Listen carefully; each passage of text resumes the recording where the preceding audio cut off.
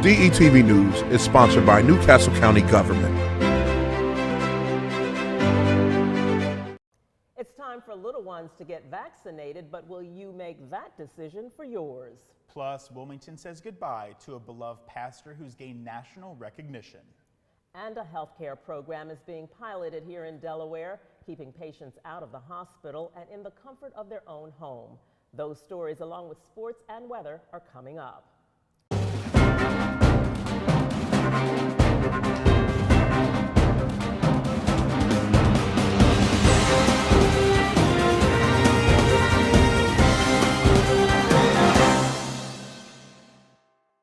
Good evening and welcome to DETV News, your trusted news source. I'm Lauren Wilson. And I'm Matt Ford. Thanks for joining us. Topping our news tonight, 5 to 11-year-olds can now get a COVID-19 vaccine. The Centers for Disease Control and Prevention endorsed that recommendation to guard against COVID-19, clearing the way for immediate vaccinations of the youngest age group yet in the United States. This is really important. This age group right now is the age group where we're seeing the highest case rates for COVID-19. And of course, this is an age group that is unvaccinated right now. And so we really want to push down these high case rates that we're seeing in this age group. This new endorsement will allow about 28 million children in the U.S. to be vaccinated. Already, more than 78% of Americans ages 12 and older have gotten at least one shot, including millions of teenagers. DETV hit the streets to get reaction from parents about getting younger children vaccinated. Just kind of concerned, really, is just my thing on the research and how much we really know about it. Okay. I would let him decide. Okay. That's my opinion. I just think he gets to choose when he becomes of age of an adult, and he can decide what he wants to put in his body.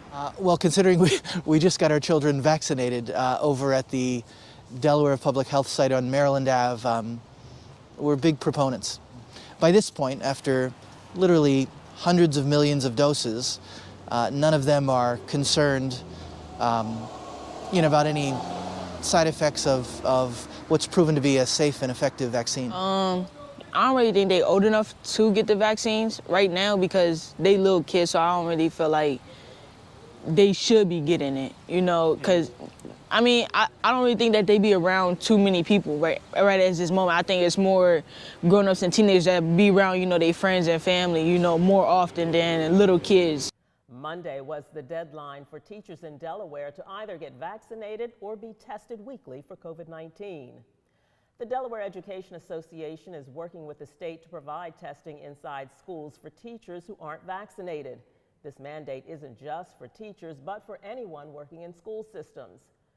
With younger students still building up their immune systems and many not eligible for vaccines themselves, DSEA says all the mandate is doing is keeping the most vulnerable safe. And the association also says the state is footing the bill and it won't cost educators a dime. In the meantime, the University of Delaware is still pushing to get students, faculty, and staff vaccinated. 100 people were able to get a shot in the arm at a clinic recently held on campus. It was a Pfizer first dose event for those who weren't vaccinated, but Pfizer boosters were also given to those who were 6 months past their first shot. Along with getting vaccinated against COVID-19, UD students and staff were also offered free flu shots. Speaking of the flu, it's that time of year again. Flu season is upon us, and Delaware has already seen its first 2 cases. According to the Division of Public Health, the 2 cases involve a Kent County child under the age of 5 and a 26-year-old Sussex County woman. Public health officials say neither had been vaccinated against the flu. The flu vaccine is recommended for anyone 6 months of age and older and can be administered at the same time as the COVID-19 vaccine. The flu and COVID-19 have many similar symptoms, including fever, cough, shortness of breath, or difficulty breathing. If you're sick, the best thing to do is call your healthcare provider to see if you can get tested for COVID-19 or come in for a visit. The city and state is saying goodbye to a local pastor who was elevated to bishop. Lauren, you were there for the event. Let's take a look. For more than 2 decades, parishioners, city, county, and state officials have trusted Reverend Sylvester Scott Beeman as a spiritual and civic leader, one who went beyond the walls of this church called Bethel AME in Wilmington. The seats empty here now due only to COVID restrictions. This was a farewell service, as Pastor Beeman is now Bishop Beeman, destined to leave this pulpit for an assignment that will begin with a move to Africa. I've been here 28 years.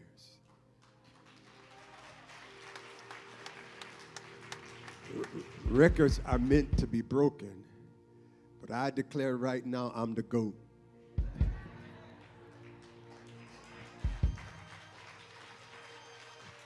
Amen. I got 28 rings to prove it. We won a championship every year. Beeman became recognized as a worldwide champion on January 20th of 2021 when he delivered the benediction at the inauguration of President Joe Biden, a personal friend, a confidant who visited this church often over the span of 20 years. U.S. Senator Chris Coons, also a close ally, sent a videotaped goodbye message, while other elected officials came in person.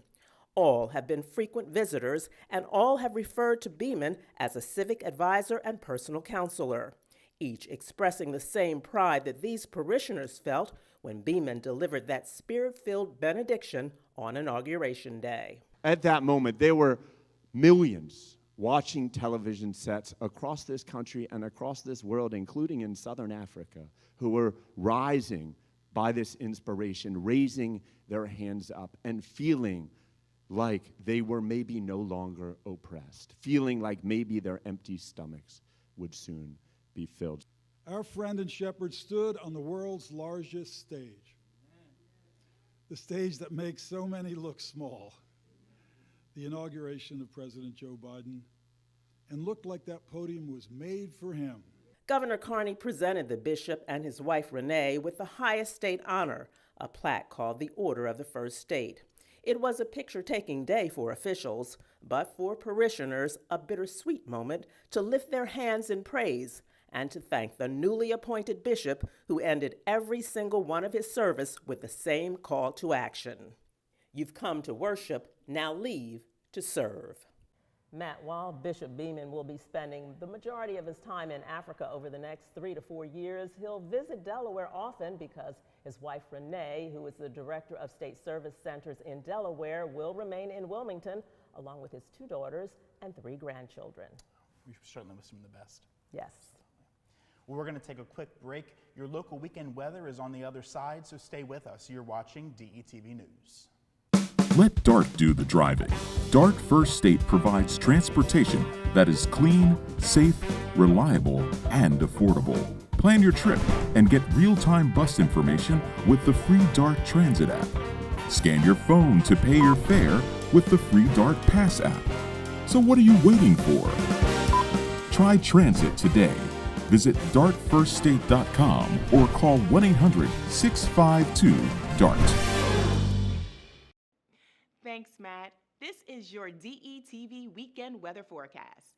Friday, we're looking at a beautiful day with highs about 53 degrees. And on Saturday, we're looking at a mostly cloudy day with some pops of sunshine here and there with a high of about 55 degrees. Now on Sunday, definitely fall weather. It's going to be a bright and beautiful day with a high of about 56 degrees. That is your weekend weather forecast. I'm Shakira Denise. Back to you, Matt. Thanks, Shakira. Delaware lawmakers voted Monday to approve new legislative district maps. Those maps reflect population changes over the past 10 years based on the U.S. Census. One of the major differences between the previous maps and the new ones is the elimination of the 4th House District in Newcastle County and its reconstitution in Sussex County. The district is currently represented by Democrat Gerald Brady of Wilmington. You may recall that Brady announced earlier this year that he would not seek re-election. The move came after reports that he used racist and sexist slurs to refer to sex workers. Residents of Brady's former district are being parceled out to neighboring districts to increase their population levels. The new 4th District in coastal Sussex County incorporates fast-growing areas bordering Rehoboth Bay and Indian River Bay. Like most industries across the country, daycare centers and early childhood care facilities are struggling with staffing, but help is on the way. Governor Carney announced $120 million from the American Rescue Plan will be used for child care providers. The money will help facilities increase wages as well as help to keep the doors open. This investment is in addition to $66 million that's already been distributed. $10.6 million will go directly to financial relief for Delaware child care workers. Barclays Bank announced it will hire hundreds of new employees at its Riverfront headquarters, where it recently invested $83 million to buy its offices after leasing them for 13 years. Governor John Carney, Mayor Mike Przicki, and Newcastle County Executive Matt Meyer joined Denny Neal, the local head of Barclays, in celebrating the huge commitment in the city.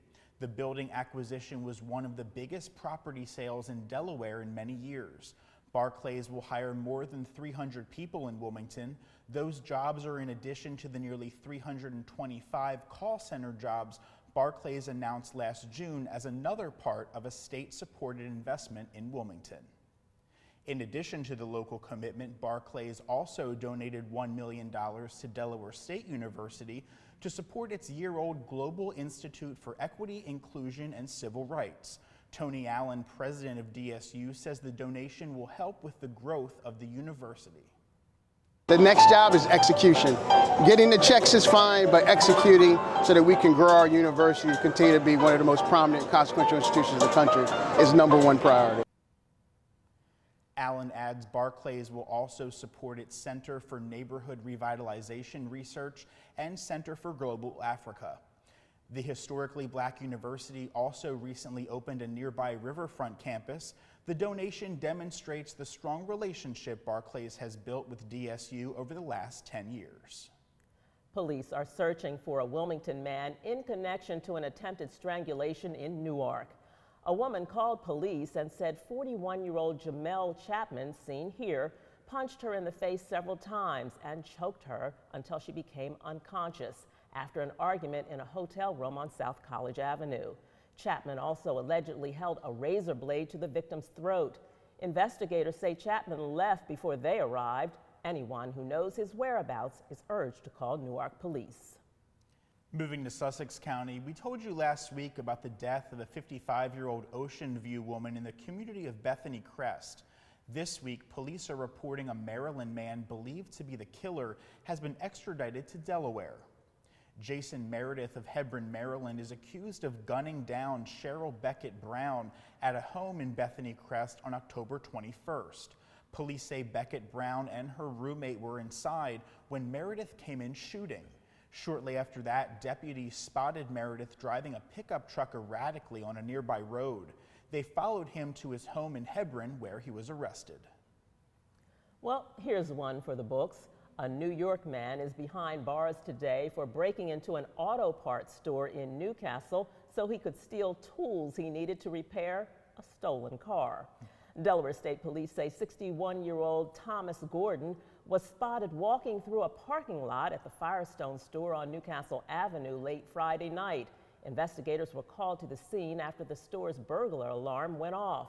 Gordon was arrested and is at the Howard Correctional Center now. Police say the car he was trying to fix was stolen out of New York. Switching gears now, it's time for your DETV Health Report. We're thrilled to have her back. Here's Donnie Bougele-Smith. Welcome back to DETV News. I'm Donnie Bougele-Smith here with some exciting news coming from BB Healthcare with the launch of their pilot program, Hospital at Home. Not to be confused with the traditional home health services that most of us are familiar with, Hospital at Home literally mimics the full range of services for acute inpatient care found in brick-and-mortar hospitals. This pilot is far more than just medical home visits, but also includes all the ancillary services available during a standard hospital stay, such as lab work, x-rays, meal programs, and social work. Now, still in its infancy, the program has proven to be successful in reducing or eliminating hospital-acquired infections and other accidents and falls. Equally as important, Patients are reporting better recovery due to being in the comfort of their own home. To date, about 5% of hospital stays are utilizing the pilot program to great success. BB Healthcare has dedicated a team of medical and health experts to staff the program and have proven to be quite nimble in making adjustments to the program as needed. A key goal is to expand the program to 10% of hospital stays by next year. Here is Dr. William Chasnoff, Vice President and Chief Population Health Officer for BB Healthcare, sharing more about the goals of the program and what they are learning about population health and the patient experience. So our goals are to continue to expand the program, basically in our market share. Right now, we have our central location in Lewis at our Margaret H. Rollins campus. CMS has some detailed definitions of how quick we must be in a home if a patient calls. So we probably are going to look to see if we can do more of a spoke and hub model where we'll have touchdown spaces as the program grows to expand through areas that we're covering in, further Sussex counties such as Bethany and Millville area as well. So we hope to continue to expand this to our community and make this, really a program that can be offered to many more and open it up to many more people. So that is one of our big goals from there. The other piece is, we had mentioned before that, we know this from home health. It's always a privilege for a patient to allow us as healthcare workers or anyone into their home. It is sometimes absolutely eye-opening to see what type of things that we can help with besides just medical care when they allow us into their home. And again, not to harp on social determinants of health, but how important it is to actually see how people live. When they're in the brick and mortar, we all do it. We all make assumptions, right? We all make assumptions of how people live, and people have food in their cabinets, and they have transportation, and they have, a stable roof over their head.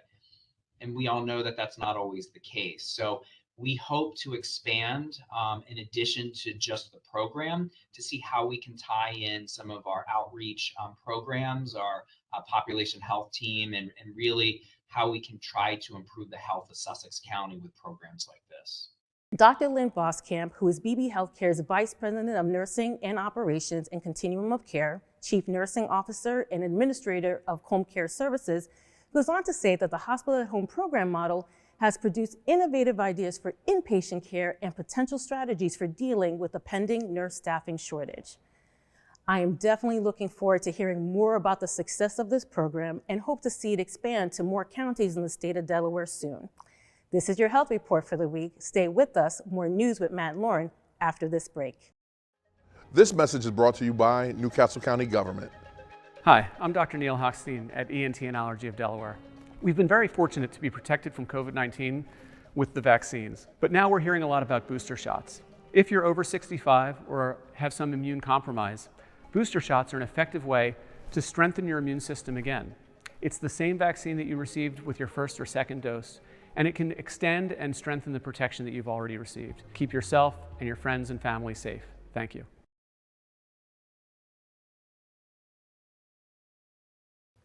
Thanks, Donnie. In more health news, the third case of West Nile virus has been discovered in Delaware. According to the Division of Public Health, an 87-year-old Kent County woman is the latest victim. West Nile is transmitted by mosquitoes. Symptoms include headache, fever, stiff neck, along with tremors and muscle weakness. Even though mosquito season has passed, health officials say it's still important to cover up or wear repellent. Despite all of the delays and restrictions caused by COVID-19, newly certified paramedics are ready to go hit the streets. 21 paramedics graduated in a ceremony held at the University of Delaware with all of the pomp and circumstance they deserve. 11 of the new paramedics are now members of Newcastle County's 3rd Paramedic Academy. They achieved both state and national licenses and registrations. All of the graduating paramedics were pinned by loved ones and all worked hard to become life-saving first responders. But believe me, nothing was going to stop this group. This academy class kept learning, they kept field training, and eventually tested under stringent social distancing and direct contact precautions. And they passed. They all passed. Here's a warning. Delaware is included in a food recall. Multi-pack tasty cakes, including the cream-filled chocolate cupcakes, are being recalled by Flower Foods because it possibly contains fragments of metal mesh wire in them. The affected cupcakes have an enjoy date of December 14th, 18th, and 21st. If you have them in your cupboard, return the tasty cakes to the place of purchase for a full refund. Tasty cakes are my downfall, but I haven't had any in a while, so hopefully I'm safe there. Some life-saving tips were given to the public to end October's National Pedestrian Safety Month. It happened at Route 13 and Bolden Boulevard, one of the busiest spots where pedestrians cross the street in Newcastle County. With the increase in people getting struck and sometimes killed while crossing streets, State Police spokesman Jason Hatchell says the decision was made to make in-person demonstrations so people will put safety first instead of taking unnecessary risks. You know, we have observed an increase in pedestrian crashes, much like this intersection we identified, 13 and Bolden Boulevard. There's been 6 crashes here this year to date. We attribute that to, number one, not proper utilization of crosswalks, the importance of pressing the crosswalk button, waiting for the walk figure to show, and crossing, getting across the roadway before the red hand comes back up. We're going to take a quick break, but stay with us. Your local sports report with Nick Alessandrini is up next. You're watching DETV News. Auto accident, medical negligence, work injury. Contact Team Tice, your Delaware personal injury lawyers. Leroy Tice in Wilmington, Delaware, serving and supporting the people of Delaware. Call 302-489-2400. That's 302-489-2400. Online at teamtice.com.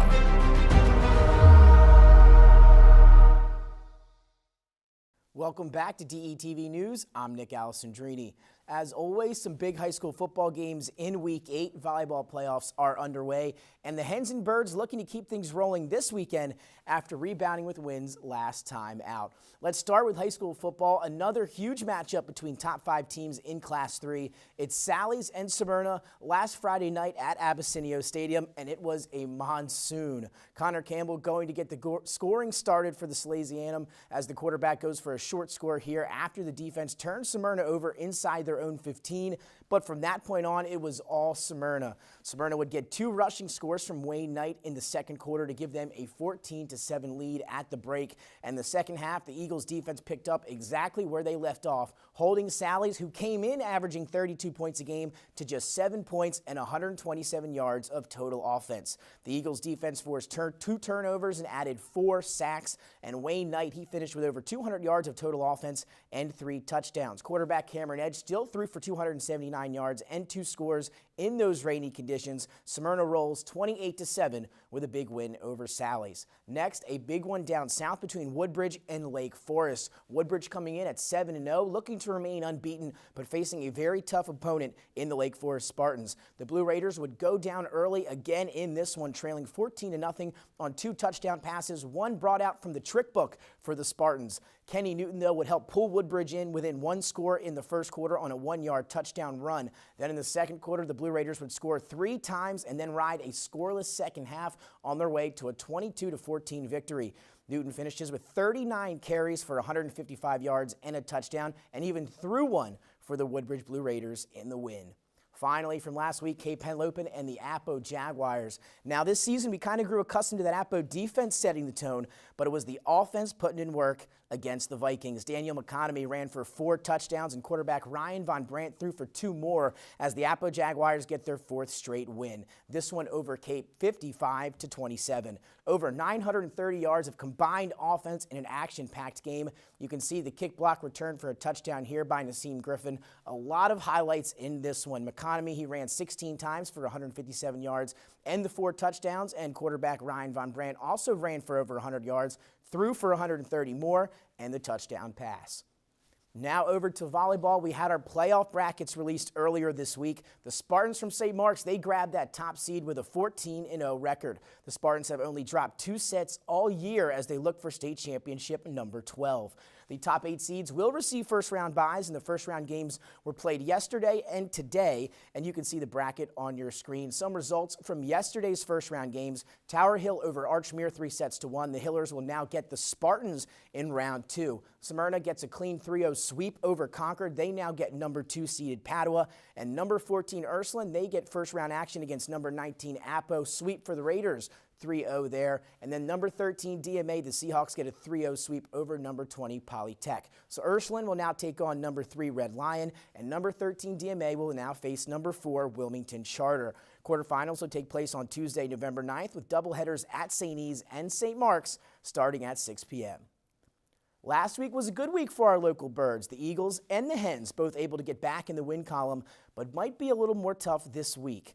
The Eagles took a lot of heat last week, a bad loss to the Raiders out west before the Lions game. Defense didn't look good. The whole Nick Sirianni flower analogy mess early last week, but the Eagles responded. A huge win on the road against the winless Lions, 44-6. But this week might be a little tougher test for the Eagles as they welcome the 4-3 LA Chargers to the Link on Sunday. Still no Miles Sanders for the Eagles. He remains on IR. Look for Jordan Howard, Boston Scott, and Kenneth Gainwell to split up that workload. And Chargers quarterback Justin Herbert was limited at practice yesterday with a hand injury, so something to keep an eye on as we get ready for Eagles-Chargers on Sunday at 4:05. The Blue Hens, like the Eagles, got a nice win last week. It ended a 3-game skid with that 17-10 win over visiting Dixie State last Saturday. The Hens were able to rush for 170 yards on 37 carries and hold on late to improve 4-4 on the year. Backup quarterback Zach Gwynn had his best game of the season, throwing for 215 yards on 19 completions. Gwynn and company will look to keep it rolling Saturday at home in Newark against number 20 ranked William and Mary. The Tribe have won 6 of 7, including a big win last time out over Villanova. Delaware will have to bring their A game on Saturday. Kickoff is set for 1 p.m. And now it's time for our Delaware Live Sports Top Plays of the Week. We've got 4 great ones for you here from week number 8. Get started right at number 4. It's Kate Penlope and Hank D'Ambrogi to Chancellor Johnson. Again, from one of our game of the weeks last week, Cape and Apo. D'Ambrogi going to fake the toss roll out, find Johnson in the flat, and then check out the broken tackles here. Just going to show off the speed, cut inside, then get to the sideline. No one going to touch him. Impressive play there for the touchdown at number 4. On to number 3, Daniel McConomy. You heard about his stats earlier in the broadcast, and now check out this highlight from Apo. Going to take the handoff straight up the gut, 60 yards, and he's going to get right through that hole. Shows off the speed there once again. Touched very at the end, but going to break that tackle on his way to a big touchdown run for the Jaguars. 104 from McConomy last week. On to number 2, Cameron Edge and Wayne Knight. You know that combination from Smyrna, one of the better teams here in Delaware. This one going to set up the screen at their own 5-yard line for Wayne Knight, who makes the catch, cuts inside, follows his blockers, breaks a tackle at the 40, and then he's off to the races. Gets some good blocks downfield from the receiving core, and no one going to catch Wayne Knight. A huge night for him, over 200 yards of offense and a couple scores. A big one there at number 2.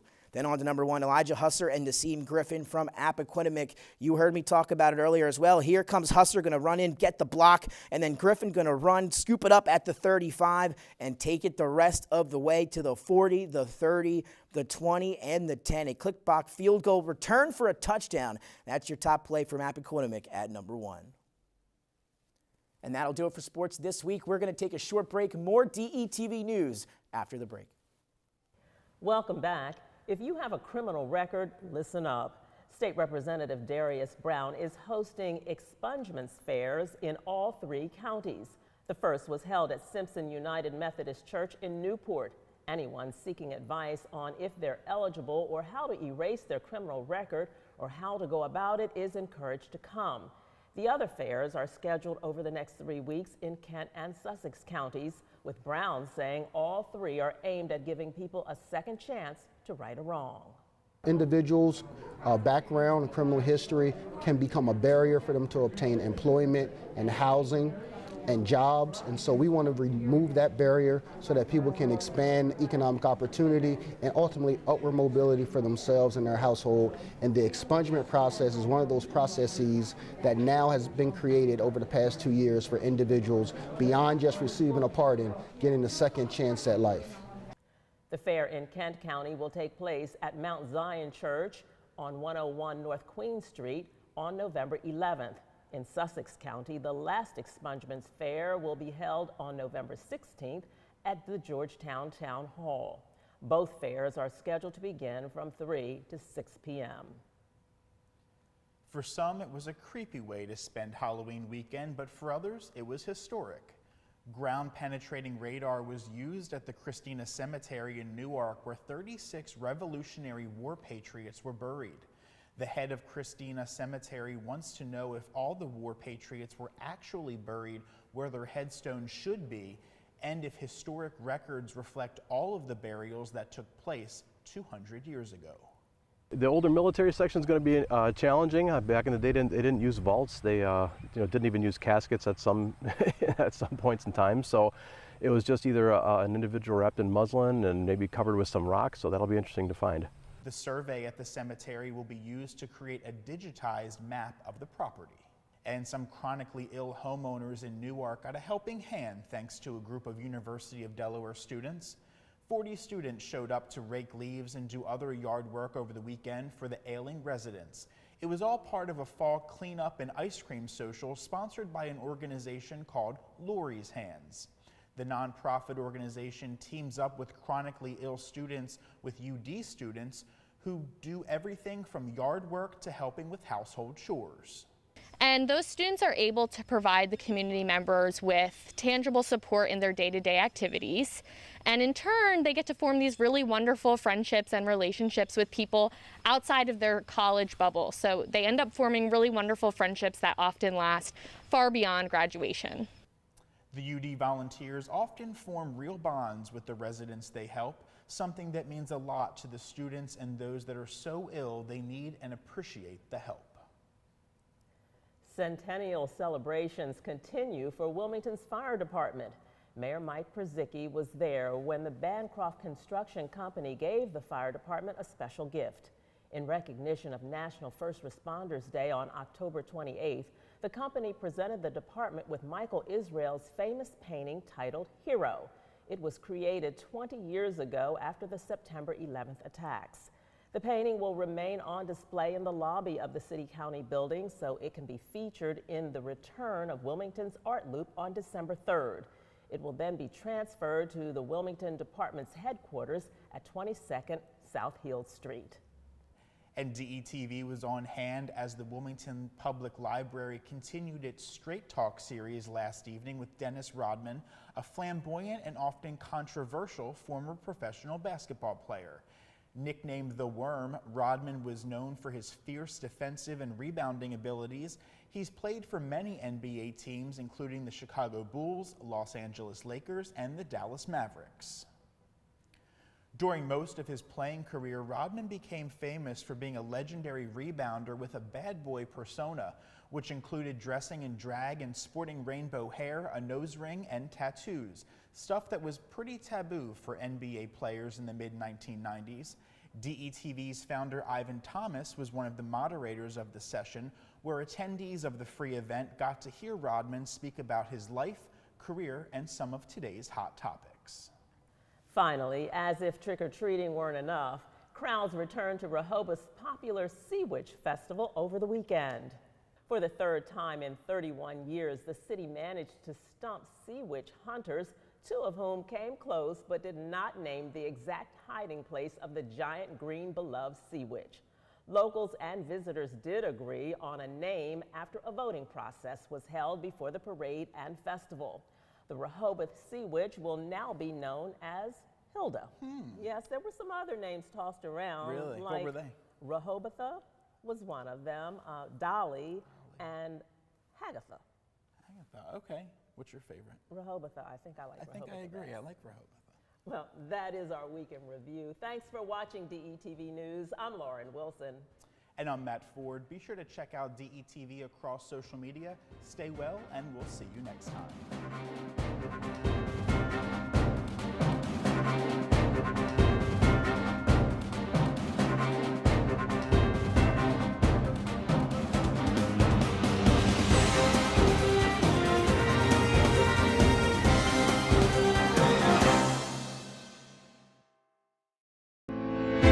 DETV News is sponsored by Newcastle County Government.